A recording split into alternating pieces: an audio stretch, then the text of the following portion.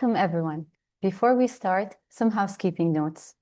Firstly, we would greatly appreciate if your first and last names are showing correctly so we can identify who is present with us today. Kindly take a moment to do so. حضورنا الكرام، بداية نود التنويه إلى التأكد من إدخال الاسم الأول والأخير لنتمكن من التعرف على الحضور في جلسة اليوم. Secondly, just wanted to let you know that we are availing AI-powered instant translations to over 60 languages for those of you who are joining through the Zoom application. On laptops, you probably got a pop-up. If you click on it and choose the language, you will have text translation throughout the session. If you are joining from the Zoom app on your mobile, click on the chat icon and you will find a link there. Once you click it, you can choose the language and have a window in Window Experience. We can now formally start our session. Your Excellencies, ladies and gentlemen, welcome to the April 2016 meetup of the UAE GovTech Club organized by the Emirates Government Service Excellence Program in collaboration with the Government Experience Exchange Office. We welcome their Excellencies and Ministers and government officials from the UAE, as well as from more than 50 partner countries under the UAE Government Experience Exchange Program.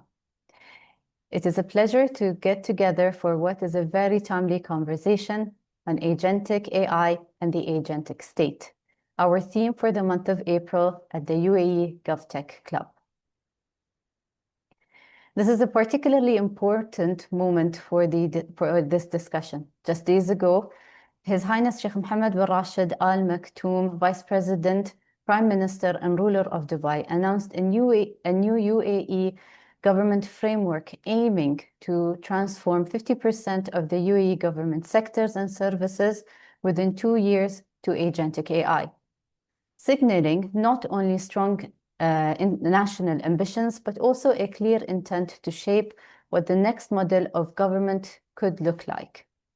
Across the world, agentic AI is rapidly becoming one of the defining conversations in technology and public policy. In other words, it is a wider global shift unfolding across sectors and geographies. Today's session is designed to explore that shift from two complementary angles. We will begin with a short GovTech Insider Digest and then move to our keynote conversation, the agentic state, rethinking government for the era of AI. You can type your questions on the topic at any time during the session, and we will share them with the speaker during the Q&A session. To begin, it is my pleasure to invite Khalid Al-Awar, a UAE AI specialist and entrepreneur who will take us through the April GovTech Insider Digest. Khalid, the floor is yours. Good afternoon, everyone. Assalamu alaikum jami'an. It's a real honor for me to take you through the UAE GovTech Club Global Digest for this April session.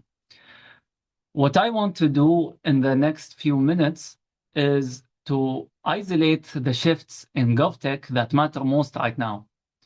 Not the full landscape, just the patterns that tell us where governments are heading. And when you look across very different countries and institutions, one thing stands out clearly. AI is moving beyond experimentation and into the operating layer of government. That is why this matters now. AI is no longer just helping governments work faster. It is the beginning to change how governments work. Until recently, most of the focus was on productivity, writing faster, searching faster, summarizing faster.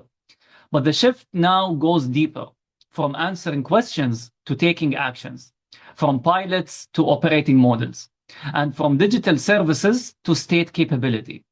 So with that in mind, let me take you through the 4 signals that make the shift visible. The first signal is that government is moving from AI that answers to AI that acts. A chatbot gives you information.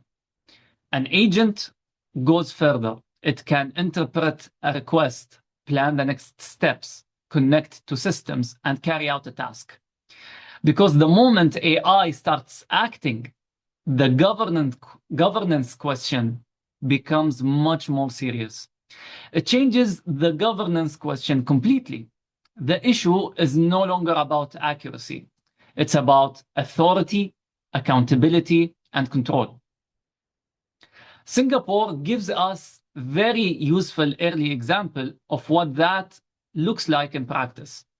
In January 2026, Singapore launched its Model AI Governance Framework for Agentic AI, a framework designed specifically for AI systems that do not just generate answers, but can plan, act, use tools, and interact with real systems. What is important here is that the framework is not abstract. It focuses on practical building blocks, clear boundaries on what agents are allowed to do, human accountability, technical controls, and user responsibility. So Singapore is asking the right question earlier than most, not just what can AI agents do, but what they should allowed to do so safely. And that is the real takeaway here. The leading edge is no longer just adoption. It is controlled adoption.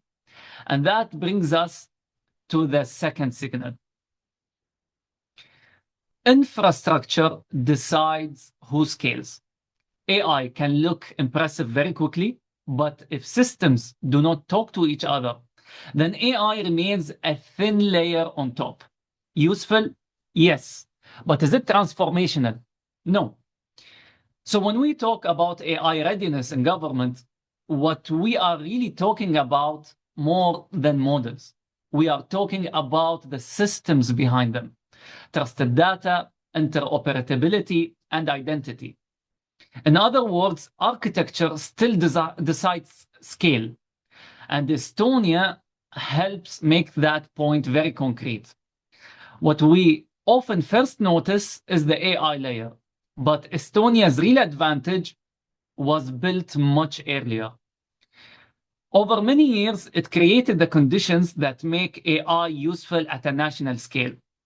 Trusted data, interoperability, and identity.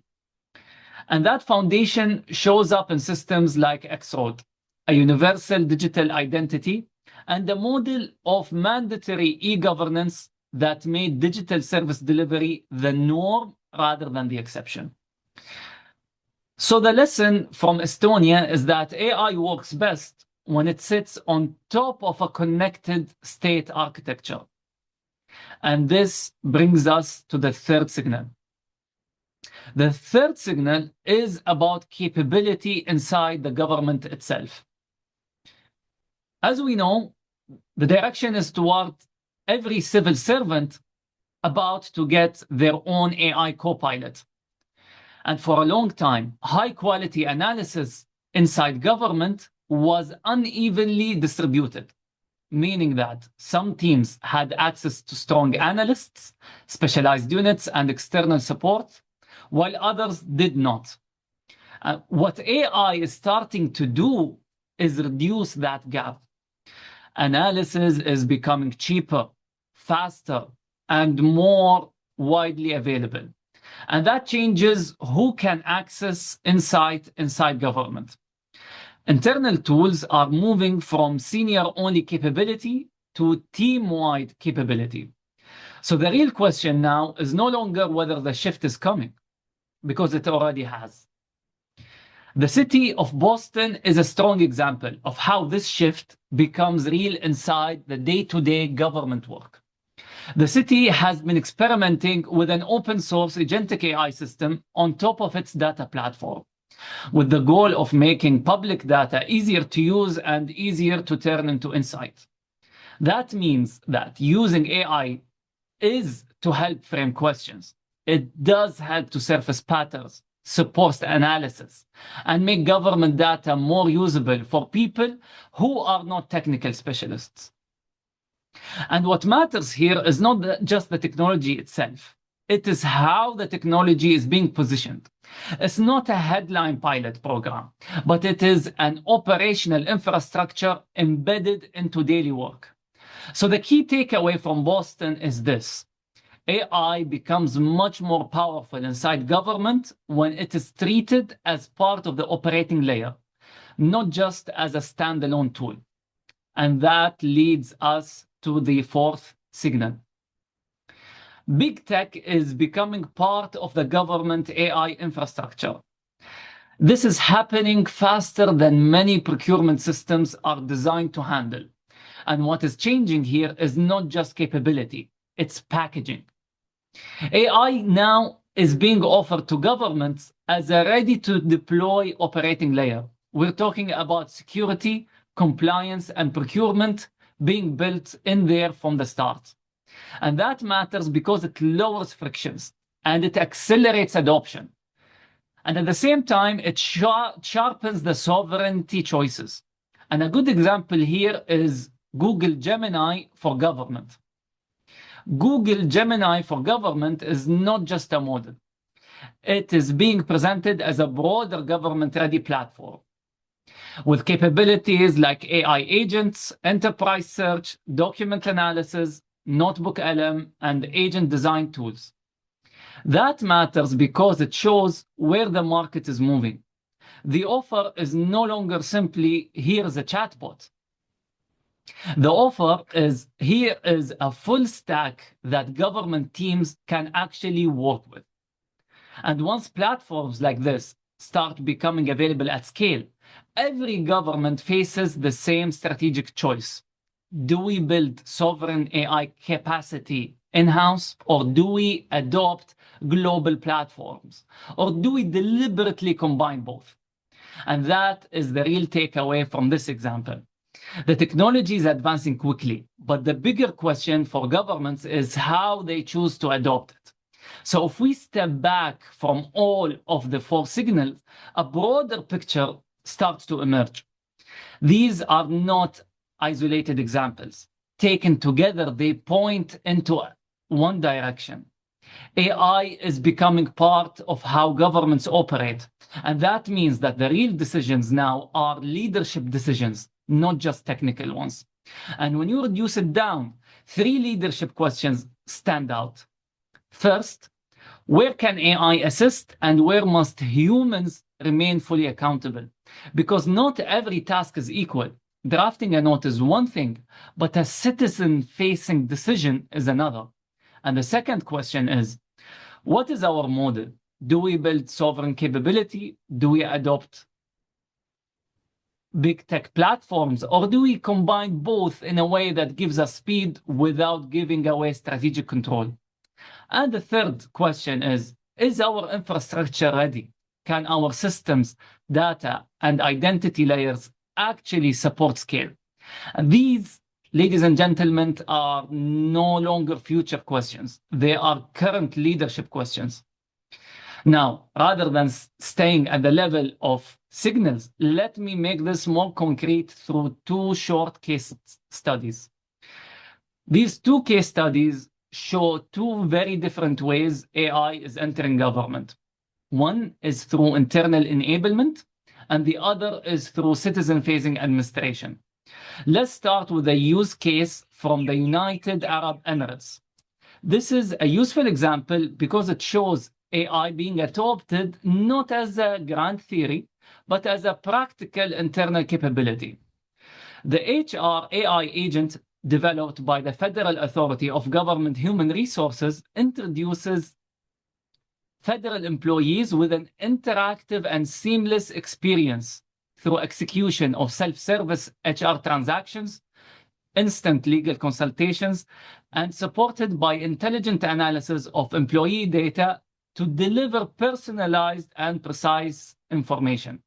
Now it is serving a total of 38 entities, and the HR AI agent aims to enable access to 130 plus digital HR services, out of which more than 70 are already live, instantly answering over 80% of HR legislation and policy inquiries. This is one of the few case studies showcased in the report launched last Friday by the World Economic Forum, titled Making Agentic AI Work for Government, a Readiness Framework. Why does this case matter? Because it shows a very sensible entry point for AI in government. It's not replacing judgment. It's not automating sensitive decisions too early, but it takes the friction out of the internal machinery of government.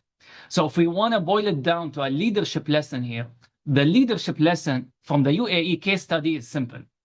We start with augmentation, build trust, demonstrate value, and then scale from there. Now, if the UAE case would show us AI entering the government from the inside, then our next use case shows what happens when AI moves much closer to citizen rights and entitlements. Denmark here is a useful example because it will show both sides of the spectrum.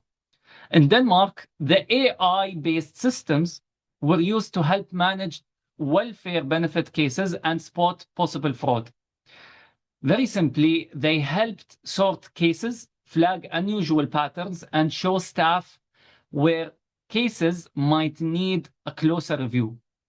Now, the logic here is easy to understand.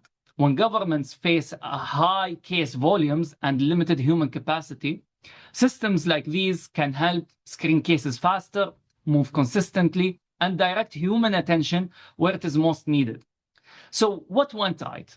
These systems improved reach, speed, consistency in administrative control. But what went wrong is also just as important. Once systems like this move into welfare, they begin affecting things like entitlements, benefits, and people's relationship with the state. And that raises a different standard. So the issue was no longer only efficiency. It became about fairness, explainability, and legitimacy.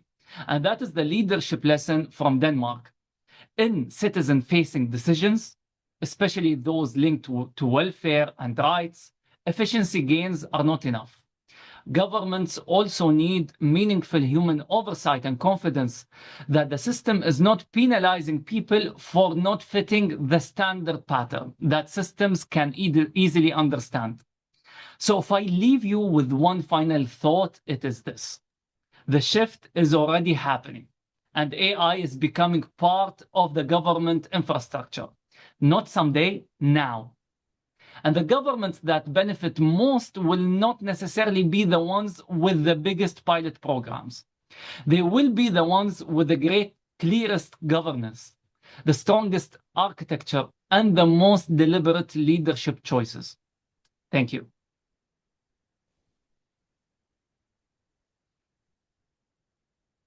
Thank you very much, Khalid, for that sharp and timely overview. You have clearly set the stage very well, showing how quickly the global conversation is moving from AI as a tool to AI as an operating model for the government. It now gives me great pleasure to introduce our keynote speaker, Mr. Lucas Ilves. Lucas is one of the leading international voices on digital government, state transformation, and public sector innovation. He previously served as the Undersecretary for Digital Transformation and CIO of the government of Estonia, and he currently advises on AI and digital transformation at the international level, including as an advisor to the governments of Ukraine and Estonia. Today, he will speak to us on the agentic state, rethinking government for the era of AI. I kindly also would like to remind you that you can type your questions to Lucas at any time during the session in the chat box. Lucas, we are very eager, as always, to listen in.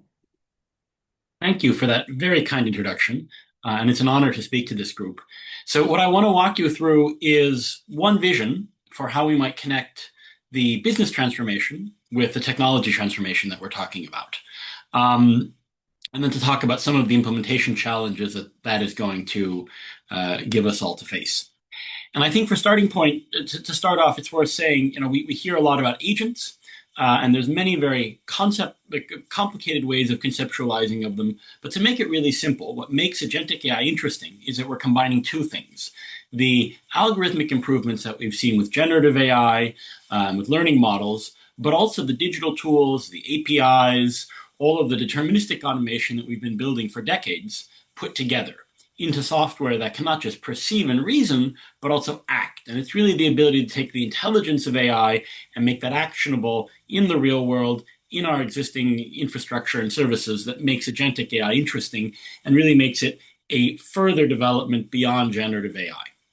And what should interest administrations is that much of the work of government is incredibly well suited in its nature to agentic transformation.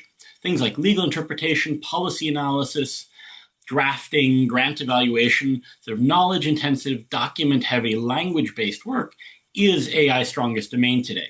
And so if we look at the areas where there's a high theoretical capability for automation, things like office administration, management, business and finance, life and social sciences, social services, legal, these are, in fact, the things that government does. And so we should expect that government can benefit a lot from this. And to try and sort of articulate how this potential benefit turns into a practical transformation, we've invented this concept of the agentic state, a comprehensive transformation of public administration where autonomous systems handle complexity and scale, while human officials focus on caring, empathy, strategic direction, and of course, decisions that require judgment and accountability. And why this should matter to you in a very simplified manner is that using agents, we have the capability to really dramatically change some of the core KPIs of what good government is about. This is obviously about the speed of individual services, but it's also, in a broader sense, about the ability, for instance, to launch new services, which today takes weeks or months, bringing that down to a day or less. Of course, the satisfaction that our users all have with their services and the ability ultimately to resolve a large percentage of users' needs automatically. And this is not theoretical. We already see leading countries starting to make this transition from a digital state to an agentic state. The UAE was already mentioned as one of the pioneers. Estonia is unsurprisingly working on this. Ukraine has been one of the front runners, but we really see progress piloting throughout the world. Italy's doing a lot of work. Brazil has some fascinating work going on, but especially at the state level, and the list is quite long of countries that are starting to work on this. And we think this work is incredibly important because the natural trajectory of government capacity, which we know from 20 years of digital transformation, is likely to leave a very large gap between the theoretical capabilities of AI and what we actually see as deployed government capacity.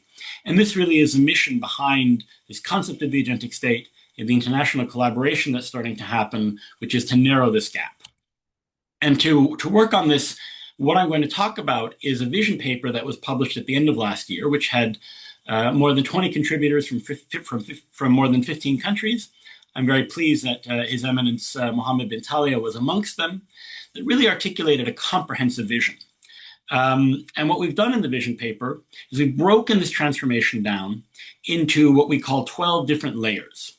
And in particular, you have at the top 6 sort of generic areas of government performance and capacity, and then 6 what we call enablement layers, which are sort of the domains that are familiar to government technologists. So think of the top as what it is that government does, and the sort of 6 layers at the bottom, the different ways in which government CIOs or those in charge of government services think about those changes. And what I'm going to do is walk you through some of these layers and sketch out to you why we think that this agentic transformation really creates significant public value, and thus why it should be at the top of mind for any government.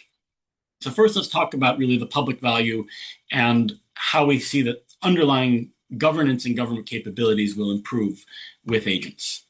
The first of these is how governments interact with their users. So public service design and user experience. And basically, imagine having agents acting on behalf of your users. At a very basic level, this is going to let you build much better services that are personalized, that can anticipate user needs, and that compose themselves from the building blocks of public sector resources and technological components. And why that's important, most governments today are working on the idea of life events. But the problem with a life event is it's an incredibly complex and also expensive thing to orchestrate. In Estonia, some of the early life events, even in a very small country, cost us millions of euros or dollars to put together because they involve large amounts of people having to work together doing large amounts of redesign. If we can compose those in a more machine-readable and automated manner, we'll be able to do that much more quickly and across a much greater diversity of life events. Because, of course, when you define a life event today, you're making an artificial cut. For instance, say birth of a child, certain services like a maternity or paternity benefit or choosing the name may be part of that service, but we know that life events are complicated. There are other benefits to using agents, including the ability to have multimodal and multi-channel interaction, multilingual interaction.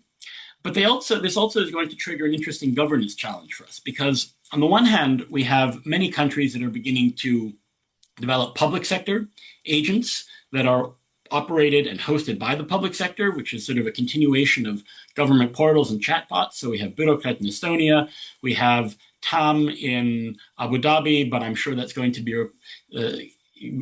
built upon by a whole of UAE solution soon. We have DAI in Ukraine, gov.uk is working on an agent. So this is one pathway, which is that governments build these agents themselves. But if we look at where users are, they're sitting in ChatGPT, Gemini, Claude, DeepSeek, and other solutions.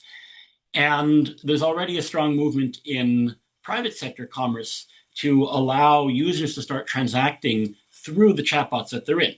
So buy an airplane ticket, make an e-commerce purchase while sitting in ChatGPT. It's a very small leap from that to renew your driver's license or schedule a doctor's appointment or look at your medical records in ChatGPT. We can imagine the governance questions that raises, of course.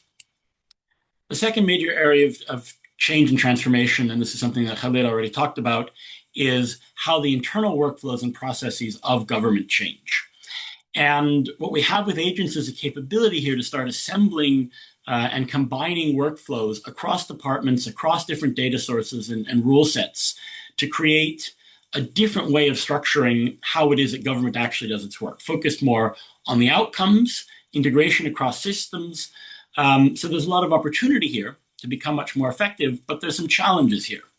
The report released last week by the World Economic Forum and the Global Government Technology Center in Berlin, which Khalid already mentioned, I really do recommend that you look at it, breaks down what it is that government does into 70 different tasks and workflows. And so the idea here is that instead of thinking of the unit of operation as traditional departments, bureaucratic silos, hierarchies, we look functionally across silos at what it is that government does. The challenge here, of course, is that we have to go across silos, and that's hard. And so here you need to have some prioritization. One of the things that the paper does is it identifies functions and workflows across government where there's both high potential in terms of the value that comes from agentification, but also high readiness in terms of the suitability of the technology that's currently available to automating those processes. And we've already said we're going across silos and we're going across domains. One of the challenges and opportunities is going to be that these cross-domain workflows are going to create new opportunities for consolidation or shared platforms across government services. So for instance, if you break down the different sort of operations that you have in any government agency, you start seeing that there are many functions that are common across all government agencies or repeat themselves across sectors. Many of these already, you see significant consolidation, shared services in many countries, so things like budget and financial management or HR and personnel administration. Many countries have already endeavored to build cross-administration platforms. But when we put agents into the mix, we're talking not just about having an IT platform that's shared, but really starting to automate those functions across different government silos, which then raises the governance question of who is in charge in this sort of matrix logic for HR and personnel administration or procurement or budgeting. Is it at that point the agency or the silo itself, or does it become the operator of that platform that has built the business and decision logic of how to make a good hiring process or a good budgeting process into the AI that's powering those tools? To continue in terms of areas where we really see a dramatic improvement, AI agents, and Khalid talked about this too, can really contribute a lot to policy and rulemaking precisely because they make capabilities that used to be narrowly available to large teams, available to pretty much any individual actor across your government organization. But with the additional opportunity and challenge that those capabilities are now also available when you have open data to your citizens and to your outside actors who can perform the same kind of analysis. One of the areas where agents really have the potential to change the business of government is, once you've made your rules and regulations, in the domain of regulatory compliance and supervision. And to make this really simple, imagine the idea of a compliance agent embedded into a company, looking at all the information systems, everything from their financial systems and HR systems to their enterprise critical systems, and constantly asking, is a company that I'm sitting in compliance with environmental rules, cybersecurity rules, accounting and financial rules, and the list goes on. And with a sufficiently capable agent, that determination simply becomes a red light, yellow light, or green light that is exported to the regulator. And so a lot of the administrative overhead, but also the movement of sensitive data that has to go back and forth between companies and regulators can be cut out by agents. And this in turn gives us the possibility to design regulatory regimes that are much more flexible, that are more dynamic, that are tailored to individual companies, and that are also more efficient. An area that many governments care a lot about, and because it is a fundamental function of government, is crisis response. And here again, the capabilities that agents have allow governments to get much more effective at how they respond to unforeseen circumstances and crises. And in particular, what I want to sort of, the best way to think about this is you walk through the sort of the minutes and the hours following a natural disaster. At every step of that stage, agents can play a significant role. From the first minutes of automatically starting to assess the damage from sensor data, satellite imagery, gathering information from social media feeds, starting your initial resource allocation, triggering responses both within government and outside of government from NGOs, different levels of jurisdiction. But what really becomes valuable is when you then need to start handling the communication between government and first responders and the affected population, where a major bottleneck is typically the number of humans you have fielding phone calls, being able to share information. Agents now give you the ability to reach out in a personalized individual way to every single individual in a disaster zone, asking them, are you okay? Are you injured? Do you have food and water? Do you need rescue? And also to handle hundreds of thousands, millions of inbound calls at once. And so the whole sort of chain of how governments deal with disasters can become much more effective. And the last area of sort of generic public sector performance that I want to mention is public procurement. We think of this, in some sense, this is a very niche function, but it's globally ultimately about 10% of world GDP. And here, it's not about using AI to automate preparing procurement documents and, on the other hand, automating the submission of tenders, but really changing the buying process itself in such a manner that you have what you might call agentic buying, where you have an agent acting on behalf of the purchaser, agents acting on behalf of the sellers, negotiating in real time. And this gives us a possibility of taking procurement processes that take weeks or months and shortening them to processes that take minutes and hours. This has been a sort of a generic view. What we're starting to see in terms of high-value sectoral deployments is some areas where governments are doing a lot of work and where they're expecting to get real return on investment from working with agents. A couple of areas to mention: education, health. Planning and permitting is a particular area where the sort of complexity and the non-deterministic nature of processes has made it very difficult to automate without AI, but now agents are allowing to do that. We spoke already about emergency services, defense and security, and of course, general back office automation. Now, the tricky part in all of this is sort of the business transformation, but to do all of this, the work that we all have been doing, government CIOs, digital ministers, horizontal enablers of public services and technology in government, that business is also going to have to change. I'm not going to go through all of these layers, but what I want to mention in particular is that the tech stack that we've all gotten accustomed to, the sort of the canonical gov stack of good public services, every single one of the layers in that stack, both the soft infrastructure, the architecture, the way we manage data, as well as the hard infrastructure, is going to have to go through a real upgrade in order to support all of these capabilities. And in particular, I'd mention here a few things. One is this third layer on orchestration and interoperability. The way that you're going to orchestrate interoperability when you have not just agents of public services, but also agents of your users interacting with each other, which is to say when the interaction moves out of the space of users accessing UIs and APIs into a much more dynamic agentic setup, is going to require a complete rethinking of what interoperability and orchestration requires. Cybersecurity is going to be a major challenge. And here I think the one point I want to make is that in addition to the traditional way of thinking about cybersecurity, which is very much built around technological capabilities, a deeper understanding of your processes and process integrity is going to be equally important, because the attack surface is no longer going to simply be, can I break into a system, exposing information, deleting it, altering it?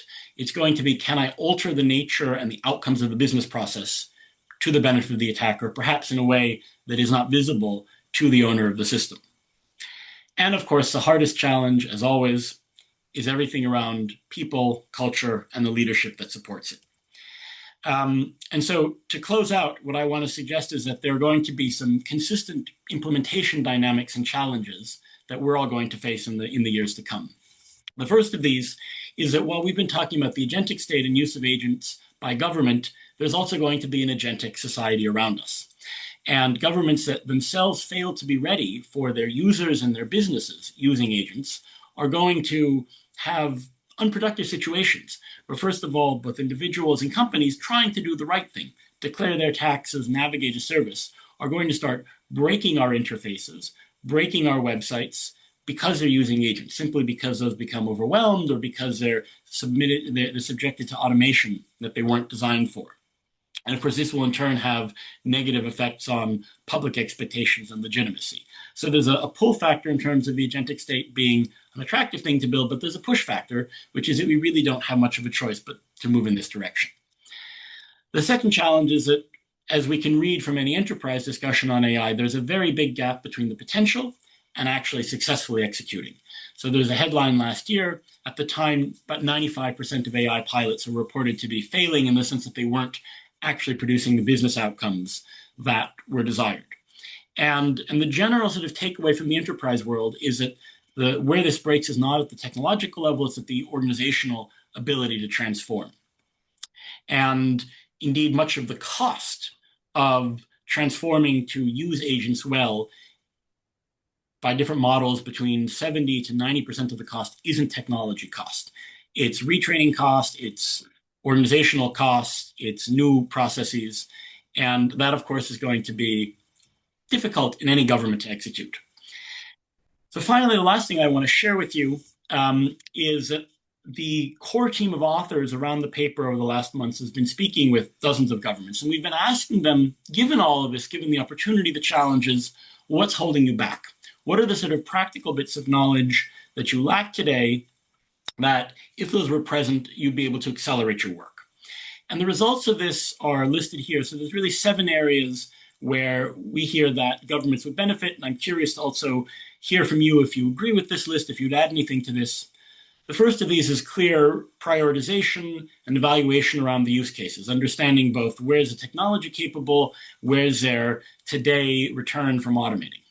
The second, around architectures, but also points 3 and 4, standards and interoperability, benchmarks, having more certainty on how the sort of frameworks around building agentic systems should be set up. There's a lot of experimentation going on right now. Even in the enterprise world, there isn't yet canonical best practice.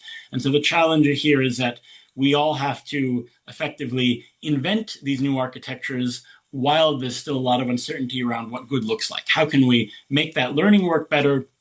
How can we have enough certainty to at least start making investments?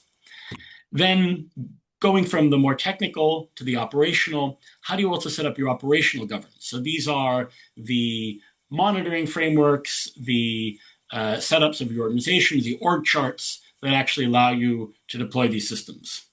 The 6th point, the business case, return on investment. How do you actually find the funding for this? In other words, how do you communicate the agentic state to your Ministry of Finance?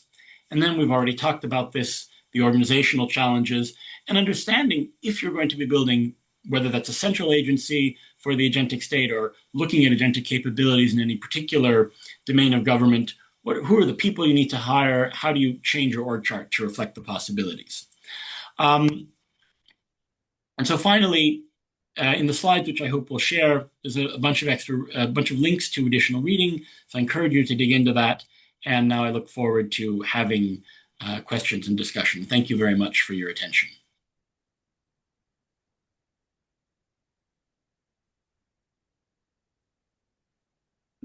Thank you very much, Lucas, for the excellent and thought-provoking keynote.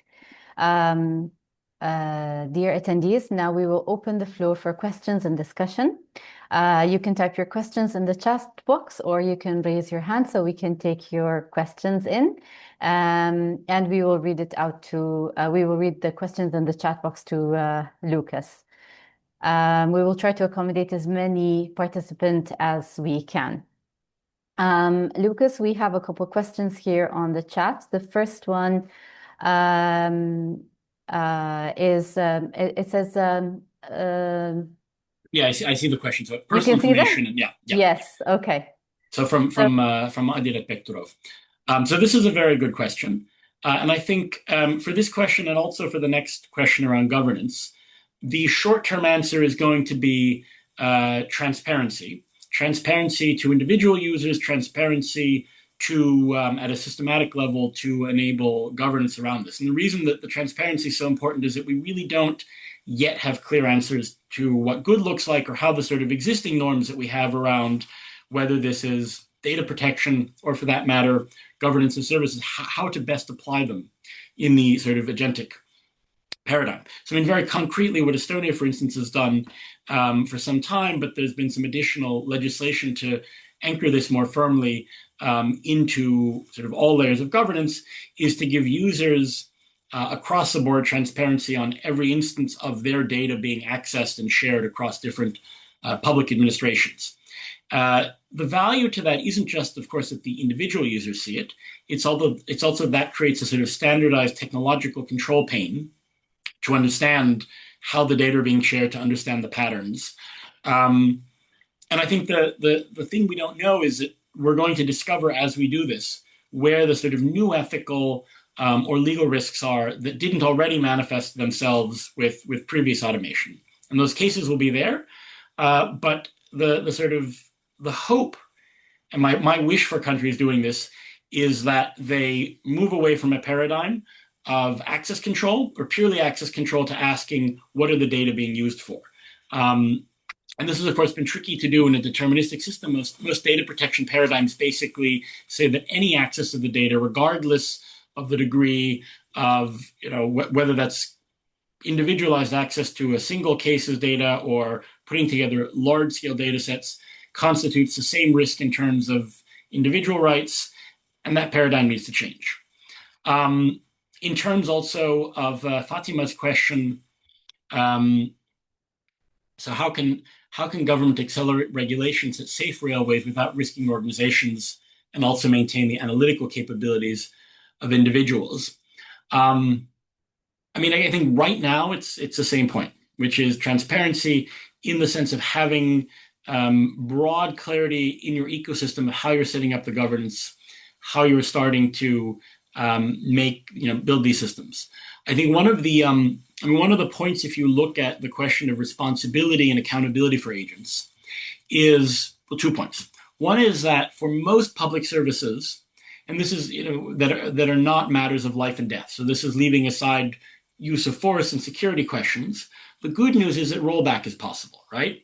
So you can always have an escalation mechanism by which an automated decision is reviewed, is made right. And so in a sense, the trick then is not necessarily to ensure that the AI never makes a mistake, but to ensure that you, with your rollback or your control mechanisms, don't then have a systematic outcome of mistakes being sort of carried forward, people not being able to assert their rights or get corrections to decisions.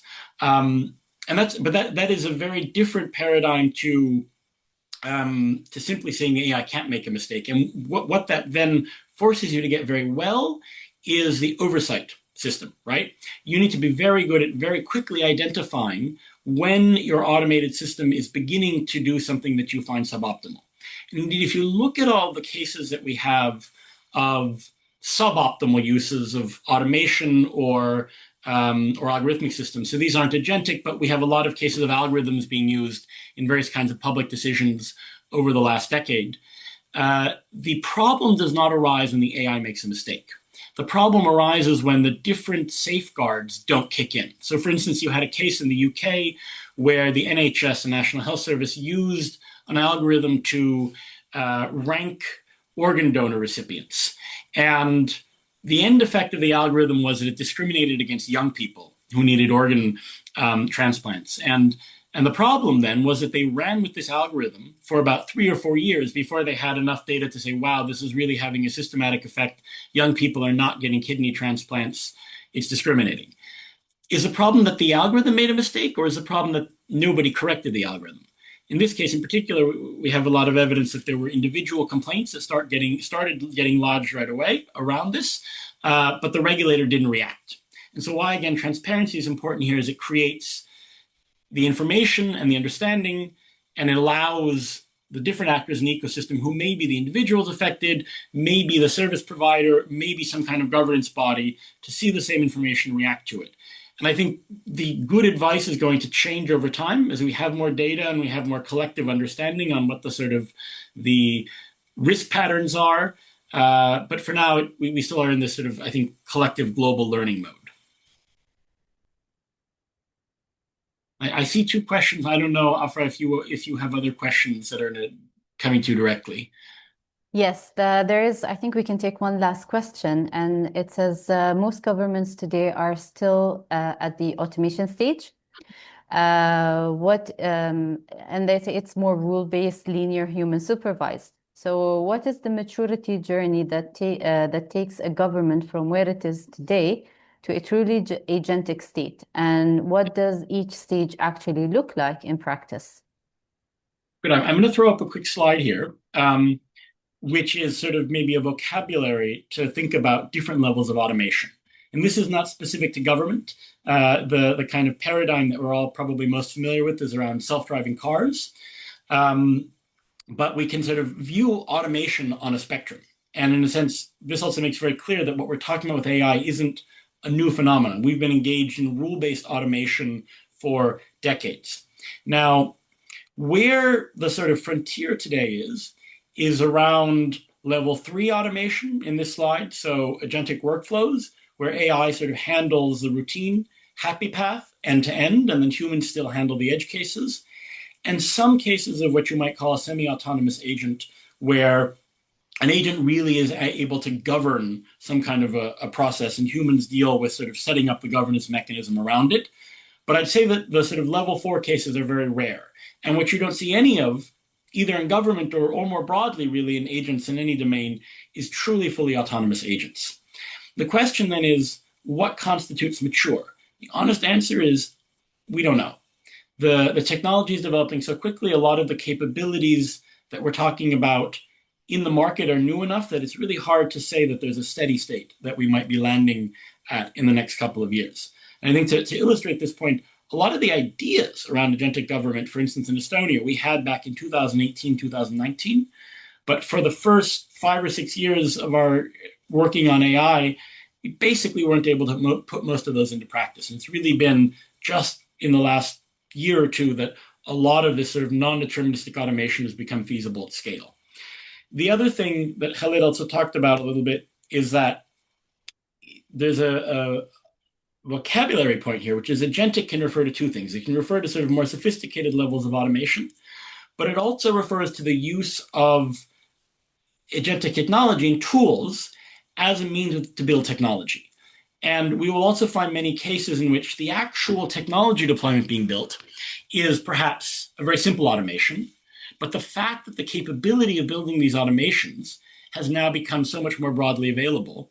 So the fact that without having to have deep technology expertise, you can build a pipeline to analyze data, a new service, even if that service itself is not in any fancy way agentic or AI driven, that may be as important a capability leap as a sort of fancy automation. All of which is to say, we're working on building that sort of the data around what constitutes maturity, but I don't think there's a steady state yet.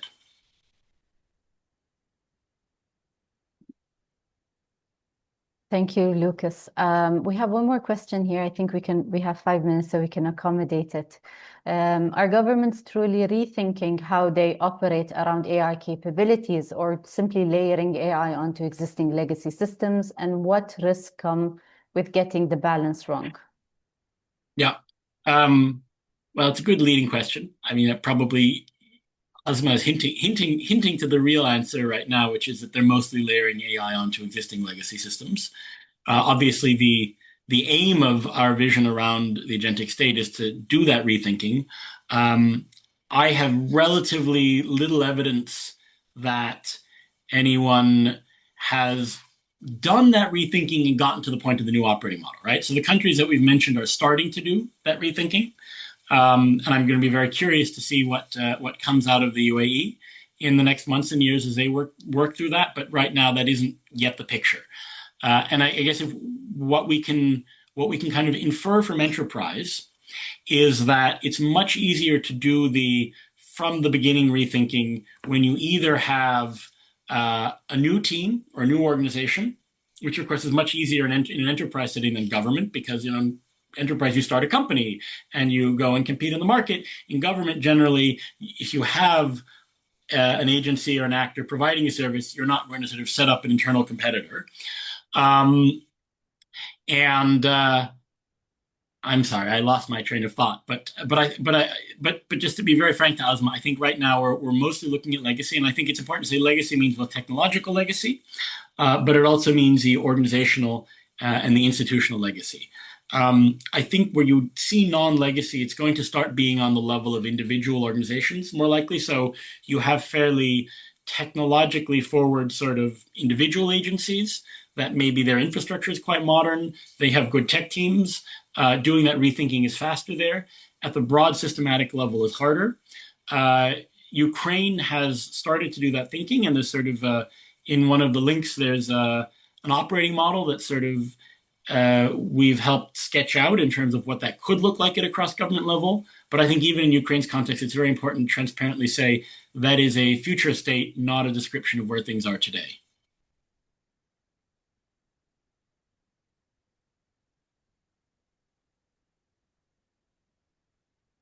I see one more question from Khaled Scheider from the Gov campus. Can we balance agentic and sovereignty? Well, I keep on saying that Khaled's mentioned it, and I think he really gave a very good overview too. I'll give my personal view on this, which is that the traditional way of thinking about sovereignty is very much focused on your static steady state, right? So it's a function of who controls my infrastructure, who controls the technology pipeline, and we don't really measure dynamic capacity. So what is my ability to execute a change quickly? I think, first of all, in a situation where the technology is changing very rapidly, which is to say the technology you might want to be deploying today is different to what it would have been a year ago. And of course, second of all, where we all face a lot of uncertainty, the better measure of sovereignty is what's my latent capability to move to new infrastructures and new deployments without being locked into any particular provider in a rapid period of time.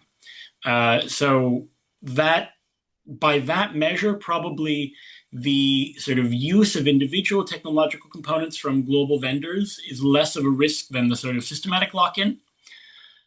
But I think that the thinking also on sovereignty needs to evolve there a bit. Thank you, Lucas. Dear all, as we come to the end of the April 2026 session for the UAE GovTech Club, on behalf of the Emirates Government Services Excellence Program and the Government Experience Exchange Office, we thank you for taking part in today, and we hope that you found it interesting, engaging, and insightful. We look forward to welcoming you once more in the upcoming session of the UAE GovTech Club. Thank you very much.